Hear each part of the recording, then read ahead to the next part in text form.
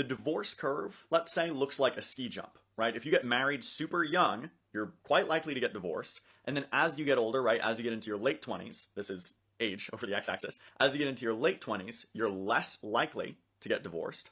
And then once you reach 30, you kind of bottom out. And then after that, we see an uptick where as you get into your late 30s, you become more likely to get divorced again. Now, not as likely as you would have been if you got married at like 21, but certainly more likely to get divorced than if you got married at 30. Now, most people aren't very confused by the idea that young marriages often fail, right? Your brain isn't fully developed yet, and so obviously you're going to make some bad decisions, and who you marry could absolutely be one of them. But why there's a divorce uptick in your late 30s doesn't make sense to a lot of people, right? Like, surely those people are even more mature. And the explanation I like is Professor Nicholas Wolfinger's. He argues that by the time you reach your late 30s, the best marriage candidates have been taken off the market. It's kind of like showing up late to the movie theater. There are just less good seats available, and so if you show up late, you're more likely to leave early. What this libtard gets wrong about why these divorce spikes happen in their early 20s and late 30s isn't really due to maturity or their brain hasn't developed, but is really due to FOMO, fear of missing out. That's why these two specific age groups have higher divorce rates compared to mid-20s and early 30s. The FOMO these two age groups are experiencing are slightly different, but really are two sides of the same coin. In their early 20s, they'll feel opportunity cost. They'll feel like they cashed their chips in too early, seeing their friends go out while they're stuck at home, while the late 30s group will have sunken cost. They'll see years of their friends doing whatever while they had to take care of a family. So these late 20 crowd divorces so they can go join in on what they feel like they're missing, while the late 30s crowd divorces so they can catch up on it. That's why there's these spikes. The reason why there's a plateau in the middle, because these women either got kids, so she settled for the sucker that got her impregnated, or she got with the good guy that she felt she wanted after years of being ran through. So it's not maturity or that stupid anecdote you gave. It's not even that complex. They either just want to quote unquote go have their fun, or go back and relive it. And if it was really about maturity, then why is gray divorce a thing? Because I'm pretty sure everybody should be pretty mature and brains fully develop at 65. Yet we're seeing divorces spike at that range too. And you can guess why. The same reason too, FOMO. Grandma wants to go to Barbados and meet some island boys. And this is exactly why guys just don't want to get married, because all this stuff happens at the worst ages for guys, and there's nothing they can do about it.